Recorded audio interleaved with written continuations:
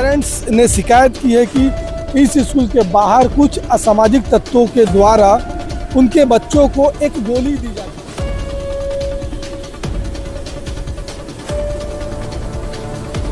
वो क्या है, मेरे को चक्कर आ रहा है कह के बोला, तो मेरे को उसको हॉस्पिटल लेके जाना पड़ा। पूरा अकड़न हो रहा था उसके शरीर में, तो मैं उसको हॉस्पिटल में अकड़न हुआ है, गर्दन पूरा हट गया था, हाथ पर हट गया था। उस पोजीशन में मेरे फोन आया घर से, मैं काम पे चले गया था। तो फिर मैं घर आया, घर से उसको हॉस्पिटल लेकर के गया। शंकराचार्य में नहीं लिया, चंदूलाल में नहीं लिया, फिर जामुल हॉस्पिटल लेकर के गया, वहाँ एडमिट लिया है और अभी कुछ सुधार है।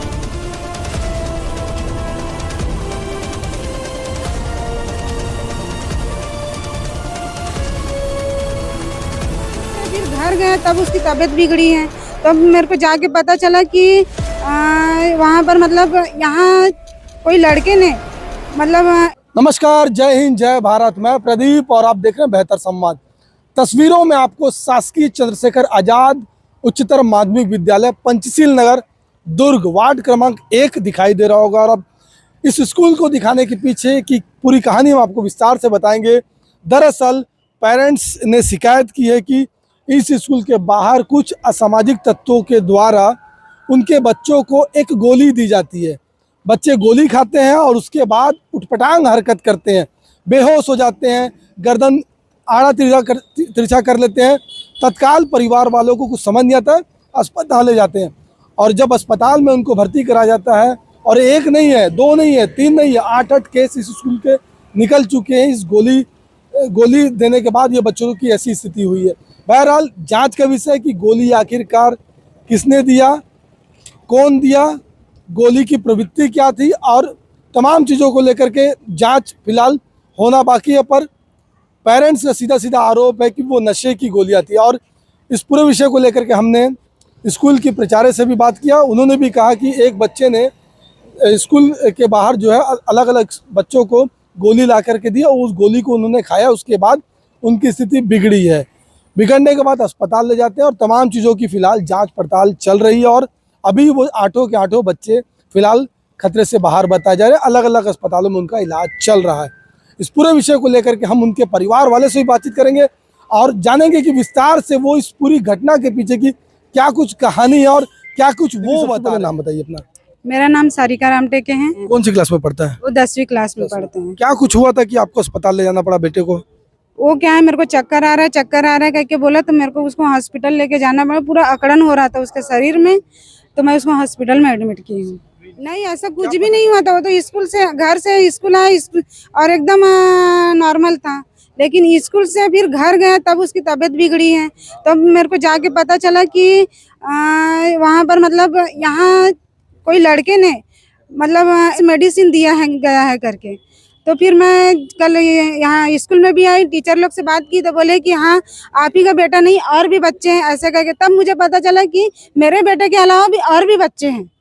तब हम लोग ने ये सब डिसाइड किए और हम सब पालक यहाँ आके खड़े हुए और मीटिंग वगैरह भी हुई है। तो यहाँ पर मैडम लोग का कोई हाथ नहीं है, सिर्फ वो बच्चे को मतलब जानकारी चाहिए कि वो कहाँ से लाता है, कैसे लाता है और क्यों दिया है, खाने वाले ने कैसे खाया है, देने वाले ने कैसे दिया। अच्छा, वो जो टेबलेट था, क्या वो नशे का टेबलेट था? हाँ, नशे की टेबलेट था। वो हमारे पास मतलब वो भी है, फोटो भी है। अच्छा, फोटो भी है, रेपर भी है हमारे पास कि वो दवाई दिया है। उसने खुद बताया कि ये वाला रेपर है, ऐसे करके। तो फोटो खींच के ले गए।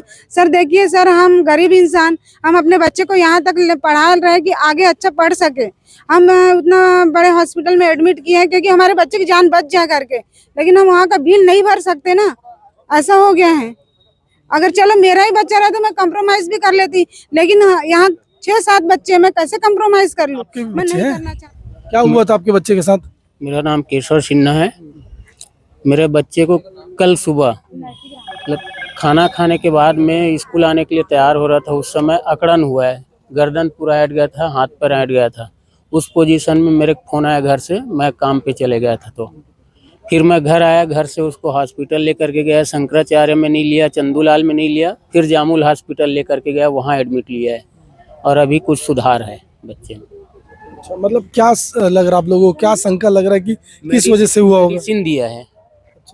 यहाँ पढ़ने वाले बच्चे हैं जो मेडिसिन दिया है। तो बिल्कुल और भी कुछ लोग हैं, उनसे भी बातचीत करेंगे। आप लोग आपके भी बच्चे हैं? कुछ हुआ था बच्चे को? अरे मैं घर भी थी ना, तो मैडम का फ़ोन आया तो फिर बोली कि विवेक का तबीयत ठीक नहीं है, आप जल्दी आओ स्कूल करके। तो मैं आई तो क्या हुआ मैम करके पूछी तो नहीं कुछ नहीं हुआ, पहले आओ तो पहले ऐसे कर, वो भी नहीं बता पाई मैम। तो आई आके देखी ना तो बच्चे का गर्दन ऊपर हो गया था, अकड़ गया था, हाथ पैर भी अकड़ा हुआ था। मैं तुरंत यहाँ से तुरंत हॉस्पिटल ले गई उसको, बड़े हॉस्पिटल, वहाँ दिखाई, उसको चेक करवाई, दवाई दी, लेकिन वो ना कम दवाई खाए थे, इसलिए उसका तबीयत जल्दी ठीक हो गया। आपके भी बच्चे हैं? हाँ मेरे भी बच्चे हैं। कौन सी क्लास में आपका बेटा? 10वीं। क्या हुआ था? उसको भी गोली दिए थे सर। हाँ, और हाथ पैर और सर में दर्द है करके बोल रहे थे, तो कल मैं उसको दिन भर हाथ पैर दबाते थे, फिर वो मैडम लोग बताए कि आपके बेटा को भी नशा की गोली दिए है करके। मतलब सब तकरीबन 10-12 बच्चे होंगे इस स्कूल के? स्कूल में 8 बच्चे हो गए। 8 बच्चे जी, जिनका इलाज चल रहा है अभी? जिसका इलाज चल रहा है। प्रशासन से, पुलिस से क्या चाहते हो आप लोग? FIR कराना है सर।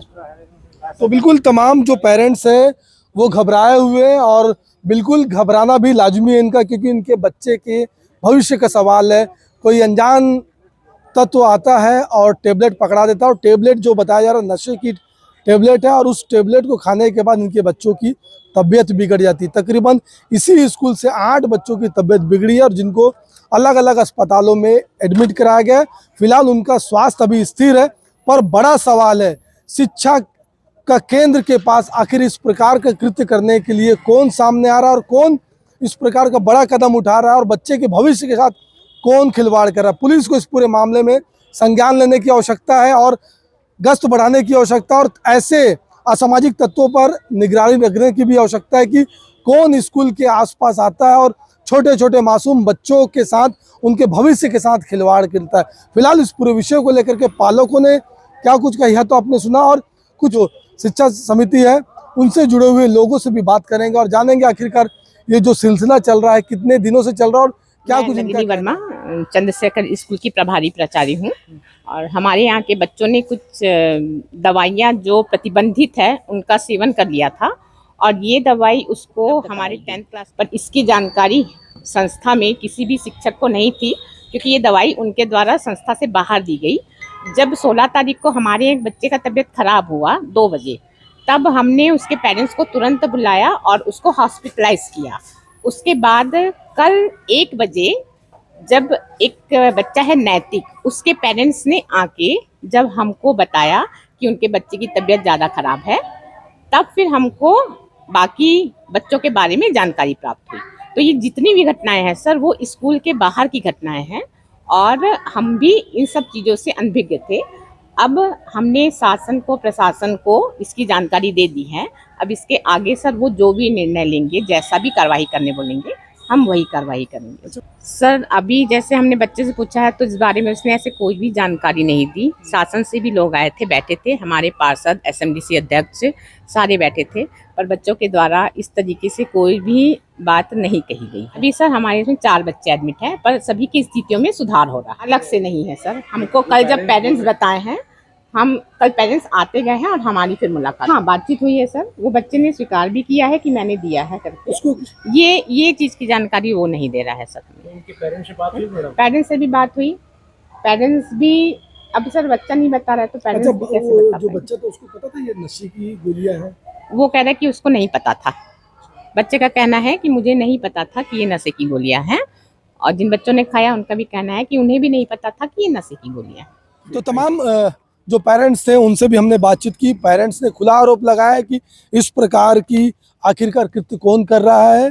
एक बच्चे का भी नाम सामने आ रहा है कि उसके माध्यम से गोली जो है अन्य बच्चों को दी गई थी, पर प्राचार्य और जो पालक संघ से जुड़े हुए लोग हैं उन्होंने भी उस बच्चे से पूछताछ की, पर वो बच्चा ये नहीं बता पा रहा है कि उसको गोलियां कहाँ से मिली थी।